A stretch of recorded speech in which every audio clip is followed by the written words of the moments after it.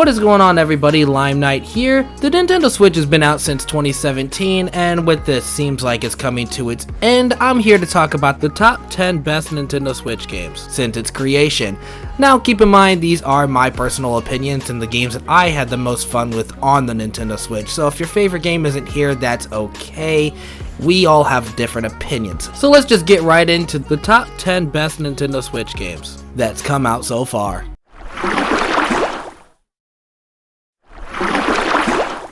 Number 10 on my list is Donkey Kong Country Tropical Freeze. While this is technically a Wii U port to the Switch was my first time playing this game. As of time recording this video, I would say that this is probably the best Donkey Kong game that I've ever played. Now we do have Donkey Kong Bonanza right around the corner, but for right now, it's my favorite one. It took everything that was great about Donkey Kong Country and just made it better. I love the different bosses and the different levels that they had in this game compared to the original, and I also love the addition of Funky Kong. Funky Kong was a really cool introduction to this game where it could, if you weren't very good at the game, it would give it a little easier mode, making it where he could use a surfboard to jump on the spikes and hover and stuff like that. It just made the game a little easier for players that had a hard time with this game. Overall, this is a fantastic Donkey Kong game. I'm very excited to see the future of Donkey Kong, but as of this time of recording, like I said, this is hands down the best Donkey Kong game so far.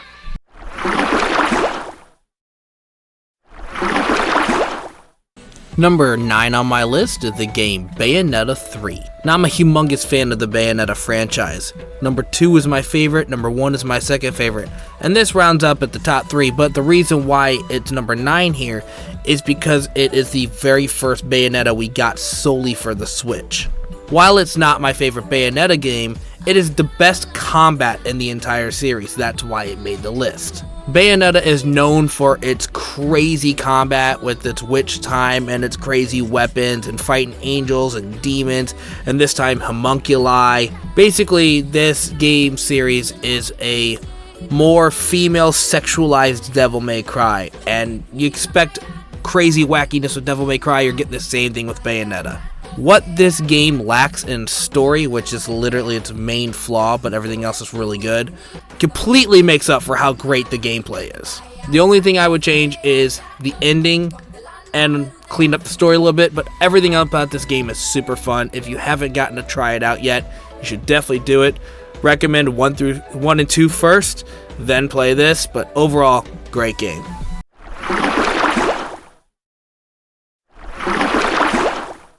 Number 9 on my list is Pokemon Sword and Shield. Between the multiple different Pokemon games, the reason why this is number 8 on my list is because I think this one ages the best.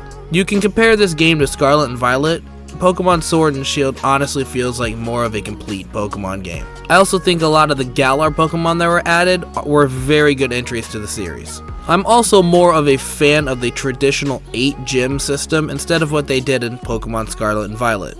If you can tell, I keep comparing this to Scarlet and Violet because I think this one outshines that game. Another reason why this one's number 8 on my list is I loved the DLC. I loved the fact that you could literally shiny hunt legendaries with the Crown Tundra DLC. Overall, I think the Sword and Shield is overhated and underrated and deserves a lot more love from the Pokemon community.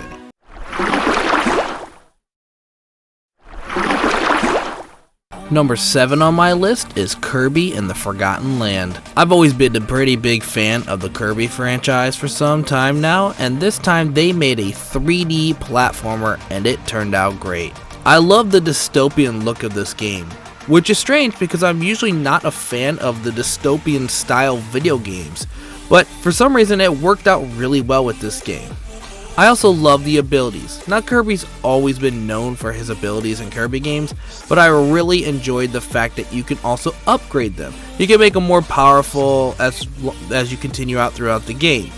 Also, now you have mouthful mode, which is hilarious. Kirby can now swallow things like a car, a vending machine, a cone, the list goes on and on and on, and you can use those to traverse throughout the entire game. It's so funny. Overall, I'm hoping they make more 3D platforming Kirby games because this game was such a fun game. I love my 2D Kirby games as well, but this was a blast, and I hope the Switch 2 in the future gives us a new awesome Kirby game.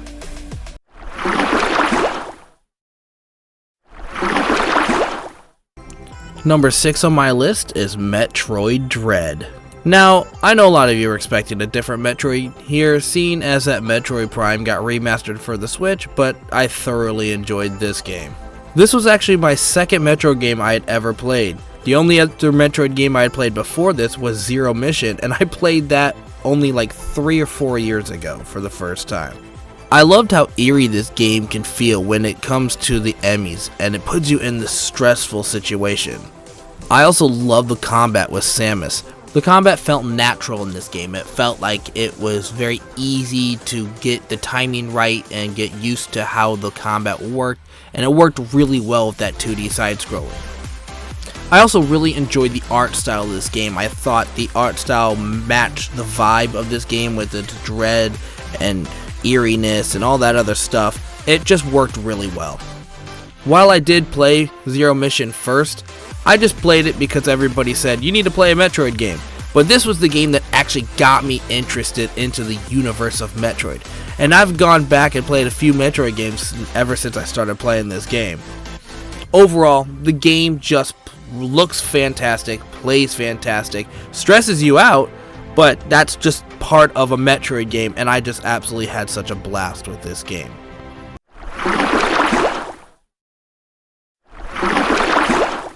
Number 5 on my list is the game Luigi's Mansion 3. Now, Luigi's Mansion has always been one of those staples in the Mario franchise. It always has a following, including myself. I love the Luigi's Mansion franchise. And this being the first game that got its official Switch release, it did not disappoint whatsoever.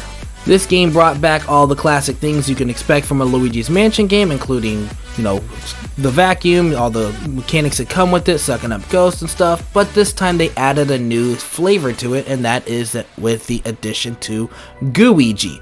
It's like a second character that you can control to help you with all the problem solving and all the puzzle mechanics into the game.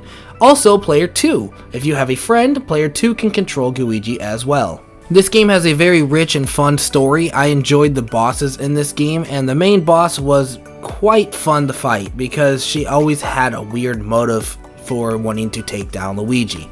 Like I said before, I'm a huge fan of the Luigi's Mansion franchise, and this game was very high on my list of games I wanted to play on the Switch, and when it came out, I was very pleased with the outcome.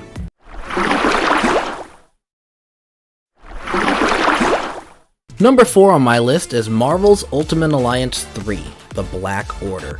Now, growing up, I've always been a huge fan of Marvel Ultimate Alliance. It's one of the reasons why I got into a lot of Marvel characters I'm into now, because of all the characters introduced when I was a kid in the original games. So when Nintendo got the rights to this franchise and brought it to the Nintendo Switch, I was very shocked, but very excited that we get a brand new Marvel Ultimate Alliance game. This game focuses around how well Marvel's MCU was doing, so they were like, let's just make a game based on the Infinity Stones, and that's exactly what this is. This game is centered around all the heroes trying to stop the villains, and obviously Thanos, to get all the Infinity Stones to get ultimate power. The Black Order is Thanos' little squad of villains trying to get the Infinity Stones for Thanos. So you team up with a huge roster of characters, and I mean huge roster of characters, especially with all the DLC they added, and you build teams to fight all the villains and stop the bad guys from winning and getting all the Infinity Stones. And I will say, I very much enjoyed the story of this game. This took they built a huge story around the concept of the Infinity Stones, which I do get tired of the Infinity Stone saga, but thank God we're past that in the MCU. But this game does a really good job of handling the Infinity Saga, putting their own twist, adding their own characters, even some characters most people never really heard of. And I just really enjoyed the combat and the gameplay of this game. It's just a really fun beat 'em up game. I put so many hours into this game because once you beat the story, there are so many unlockables left to get. You can unlock all the challenges and stuff to unlock more character skins and stuff like that. I've put, oh my god, I've probably put like 200 plus hours into this game trying to 100% this game. This game is massive when it comes to 100%ing this game. But overall, I absolutely had a blast with this game. I would say this game definitely is in top tier best Marvel games ever created. That's just my opinion, but hey, argue with me in the comments. So yeah, I love this game. What a great addition to the Switch.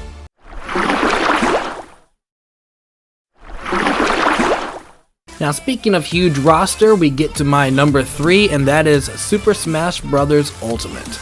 I feel like this is the game that everybody bought the Switch for, the main reason at least, and that is because this game is a huge staple on the Switch. Super Smash Bros. Has been around since the very creation of Smash Bros. And has been a cult following ever since. Everybody really likes Super Smash Bros. And this game is no different. This game has a great roster of characters to play as, and they added a bunch of stuff to make the game more interesting, including adding a bunch of level designs and a bunch of echo characters, a bunch of different things, and especially they added a new story mode called the World of Light, which was basically, it's like a game board that you walk around and you have to unlock characters that have been banished to the darkness from this evil creature. It's a fun little story mode that made the game a lot more interesting if you are playing by yourself. This is a game that is still popular today because people play it in tournaments all the time. It is a Smash Bros. Game. It's going to be around for a very, very long time. People still been playing Melee from the Nintendo GameCube. I mean, this one is going to be around for generations, I feel like. It is a giant, massive popular game. And like I said, of course I like this game. I put over 350 hours into this game just from playing with my friends and playing the story and all that stuff. This game has so many great memories for me, and they added so many characters from different franchises. They've even branched out of Nintendo at this point, adding in Joker. They've added in lots of different characters from different franchises, which some of them I didn't even expect. But I digress. This game is great. I can feel like most people agree that this is a great game, and that's why it's on my list.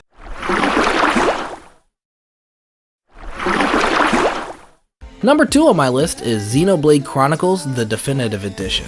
Now, I never played the original Xenoblade Chronicles on the Wii, so when this game came out as a definitive edition on the Switch, I had to pick it up because I was super interested after playing Shulk in Super Smash Bros. And this game definitely did not disappoint. This game was awesome. This game has gone down in history as one of my favorite JRPGs of all time now after playing this game. This game has a absolutely riveting and fantastic story that I just loved following. Plus, the game has a great cast of characters, including allies, villains. The hero Shulk is great. Just overall, all the characters introduced in this game shine in their own way. Now let's talk about something that a lot of people don't like about the game, and that is the combat system. The combat system, I will say, does get some taking used to, but overall it doesn't really affect me that much. It wasn't really that hard to do. And just because the combat system's a little weird does not take away from how great this game is. Like I said, the main reason this game shines is its story mode. The story alone is an emotional roller coaster of greatness. I just can't stop talking about how great the story is. If you like JRPGs, you need to play this game if you haven't played it yet. The story alone will entice you and make you love this game. With this game being as fun as it was, it made me want to play all the other Xenoblade games coming out. So, of course, I had to go pick up all 3 games. So yeah, this game basically sparked my love for this franchise. I wish I would have played it on the Wii, so I would have started loving it sooner, but that's okay because this version is the best version of it. It got English dubbing, it's got everything, all the DLC, anything you wanted in this game because it's the definitive edition. So yes, this game, like I said already multiple times, if you are a JRPG fan and you have not played it, please go pick this game up. It is a fun fun game.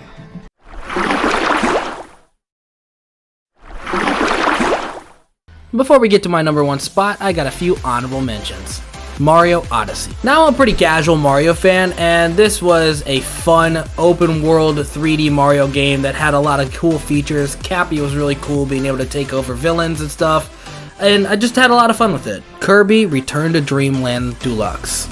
I remember playing the original on the Wii, and I had a lot of fun with it. Now I get to replay it with brand new stuff added and a new coat of paint on it, and I get to play it with my kid, who absolutely loves the game. This is pretty much one of my favorite Kirby games, and they added a few mini games and made it where you can customize your character by putting little costumes on them and stuff.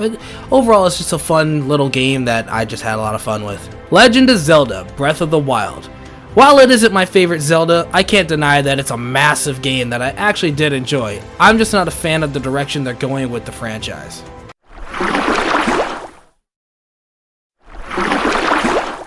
My number 1 spot is the game Pokemon Legends Arceus. Pokemon Legends Arceus was the first game to completely change how we see Pokemon.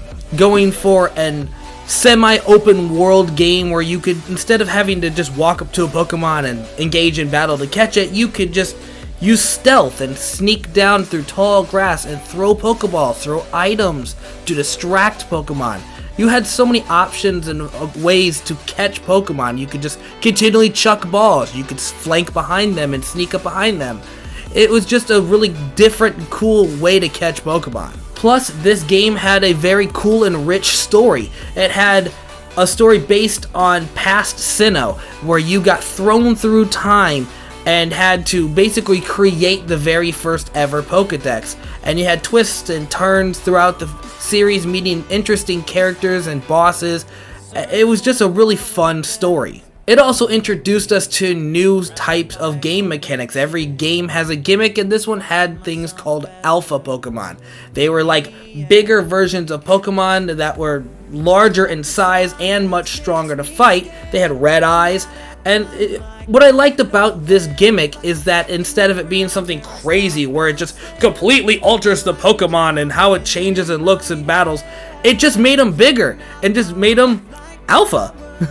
I just like the fact that it didn't go too overboard like we've seen in the past with other Pokemon gimmicks. Plus, we had the noble Pokemon, which were like the boss battles of the Pokemon. Instead of you just using your Pokemon to battle these Pokemon, you had to use strategy and dodge incoming attacks like an action game, and having to time your attacks right, throwing pouches at these Pokemon to wear them down so you could finally use your Pokemon to fight them in battle. And speaking of the battle, we had new battle mechanics, not just including regular Pokemon attacks, which the Pokemon attacks were actually different in this game. They hit harder, and there was limited moves. There was no abilities, there was no held items. You didn't have to worry about trying to figure out what you wanted to do to make your Pokemon better than the other Pokemon. It was which move is stronger. So you had new battle mechanics of agile and strong attacks, which would make your either your strong attack